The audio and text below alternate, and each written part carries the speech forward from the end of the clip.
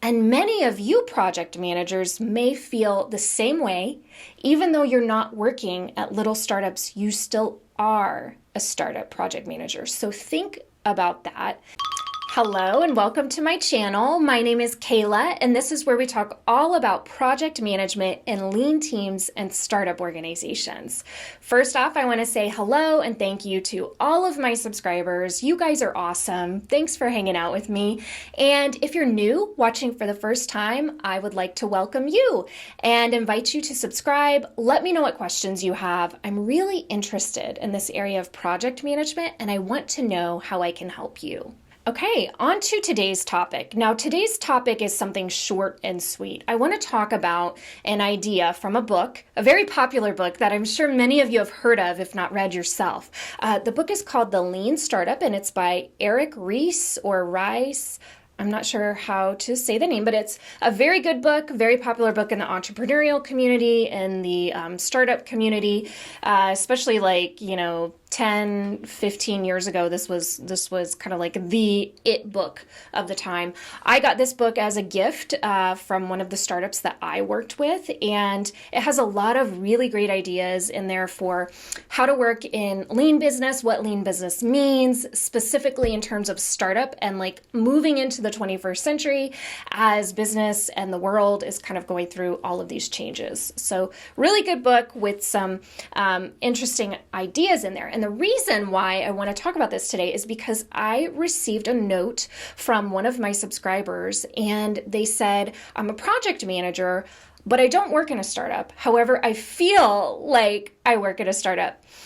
And I laughed because this is so common. Okay, this is a really common thing. I have a very dear friend who worked as a project manager for many years for a very large organization, and she would always tell me, she would say, Kayla, the stories that you tell me about working in a startup, I actually feel like I work in startup at my really big company, my large organization, but I know I don't work at startup.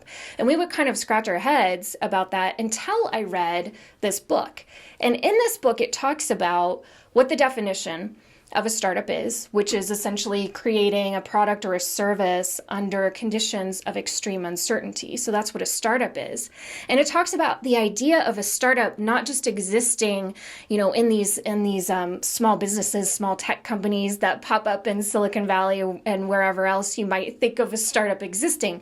That's not the only place that startups exist in. In fact, startups exist in larger companies and larger corporations, because often these larger corporations are the ones that pave the way in many ways for other smaller businesses. Think about Walmart when they developed their e-commerce division. They didn't really know what exactly they were doing. It was something that was new. They were creating some services that they didn't have a blueprint for, in the same way that we might have a blueprint for if we're a project manager building homes, and maybe we've built 500 of these homes before. We know exactly how to build these homes going forward. It wasn't like that. It's like they're developing a product or a service that they have not developed before. So there's ambiguity there, right? There's some uncertainty. They're going into uncharted territory. And many of you project managers may feel the same way. Even though you're not working at little startups, you still are a startup project manager. So think about that. And I want you to know a couple things. One, you're not alone, right? There's a whole section of a very popular book on this exact thing. So you're not alone. And two, a lot of what I talk about on this channel will be very helpful for you, because the way I like to think about project management is as a framework for getting us through situations where there's a lot of ambiguity, where we don't exactly know how things are going to play out or what the outcome is going to be. I like to use project management as a tool, as a framework to navigate those situations and get us closer to the goal. So a lot of what I talk about on this channel will be relevant to you. Even if you're not working at a little startup, it's still going to be helpful for you. So think about that. I hope this was helpful for you. I'd love to hear from you. I'll see you next time. Bye.